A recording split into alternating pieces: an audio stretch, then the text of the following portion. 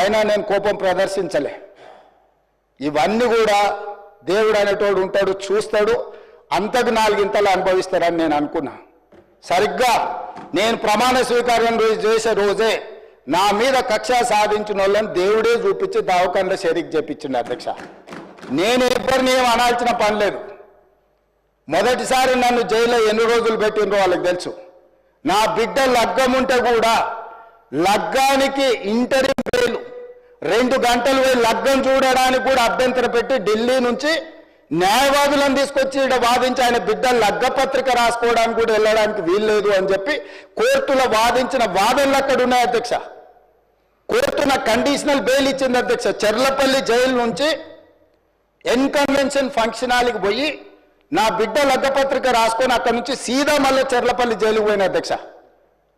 రాజకీయ కక్ష సాధింపు మీద నాదా?